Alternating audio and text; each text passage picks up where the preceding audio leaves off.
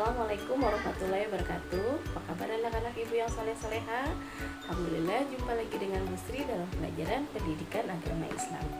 Ya, PAI kita kali ini kita akan melanjutkan materi sirah, yaitu kepribadian Nabi Muhammad.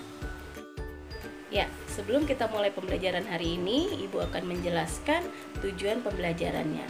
Yang pertama, mengetahui sifat santun Nabi Muhammad SAW dalam berdakwah. Yang kedua, mengetahui sifat wajib bagi Nabi Muhammad SAW.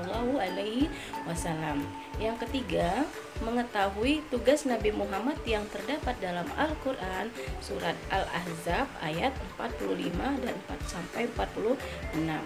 Kemudian yang keempat, meneladani sifat Nabi Muhammad SAW dalam kehidupan sehari-hari. Ya, sebelum kita mulai belajar, sama-sama kita membaca doa. Ya, Robbi zidni ilman warzuqni fahman. Ya Allah, tambahilah ilmuku dan pertinggilah kecerdasanku. Amin.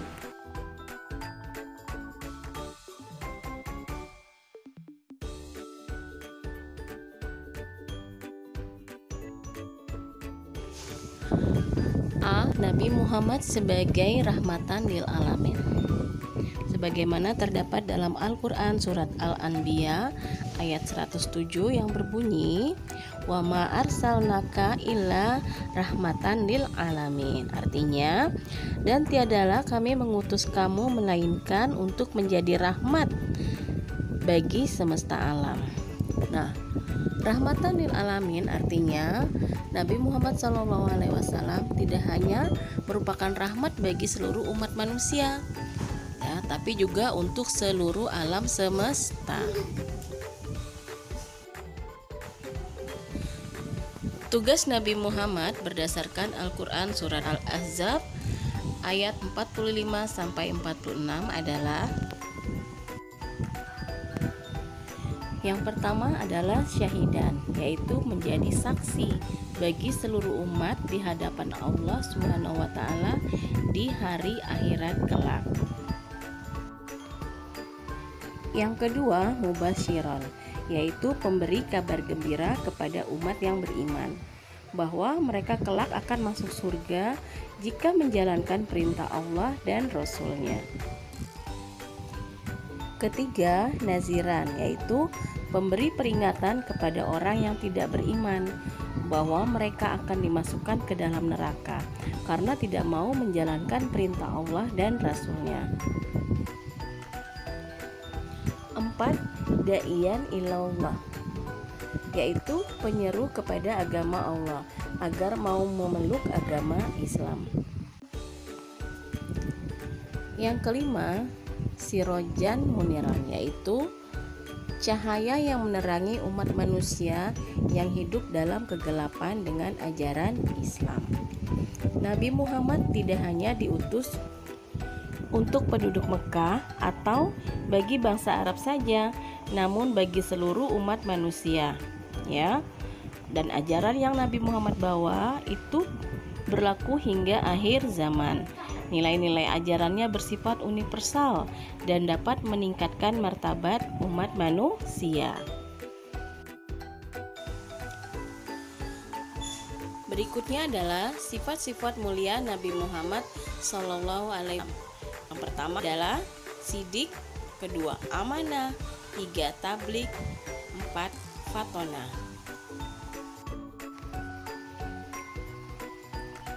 Sifat-sifat wajib Nabi Muhammad. 1. Sidik, artinya jujur dan benar. Nabi Muhammad memiliki sifat yang jujur dan benar dalam setiap perkataan dan perbuatan, sehingga Nabi Muhammad mustahil bersifat kizib, yaitu artinya berdusta. Yang kedua adalah amanah, artinya terpercaya. Jika suatu urusan diserahkan kepadanya, niscaya orang percaya bahwa urusan itu akan dilaksanakan dengan sebaik-baiknya. Oleh karena itu, masyarakat Mekah memberi gelar kepada Nabi Muhammad SAW dengan gelar Al-Amin, artinya jujur dan terpercaya. Gelar tersebut telah diberikan kepada Nabi Muhammad sebelum Nabi Muhammad diangkat menjadi nabi dan rasul, atau sebelum Nabi Muhammad menerima wahyu yang pertama. 3. Tabligh artinya menyampaikan. Seorang nabi dan rasul berkewajiban menyampaikan perintah dan larangan Allah, ya. Semua firman Allah, ayat-ayat Al-Quran disampaikan kepada umatnya. Tidak ada satu ayat pun yang tidak disampaikan oleh nabi dan rasul. Maka mustahil bagi nabi memiliki sifat kitmat, artinya menyembunyikan pesan dari Allah. 4. Fatonah atau cerdas atau bijaksana. Kecerdasan dan kebijaksanaan Nabi Muhammad terbukti ketika menyelesaikan perselisihan peletakan Hajar Aswad. Ketika itu, para pemimpin Quraisy merasa merekalah yang paling berhak untuk meletakkan Hajar Aswad.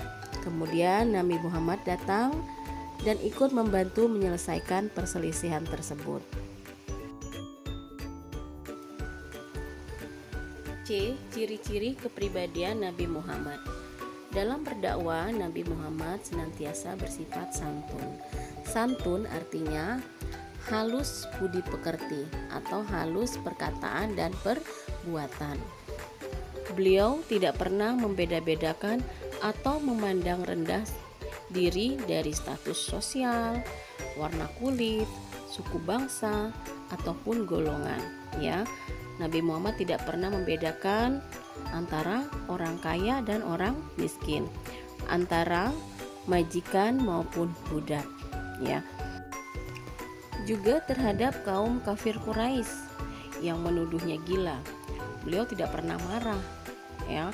Beliau selalu tenang, sabar, ya. Beliau berhasil dalam berdakwah karena kemampuannya dalam menahan diri ketika mendapat celaan, hinaan, makian, dan sebagainya.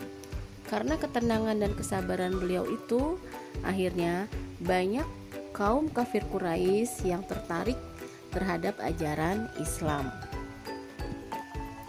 Apa yang dapat kita teladani dari kepribadian Nabi Muhammad SAW? Yang pertama, santun dalam berbicara.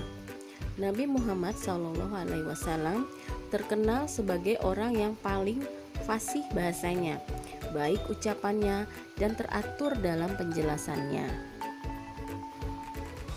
Sehingga apa yang disampaikan oleh beliau mudah dipahami oleh kaum muslimin.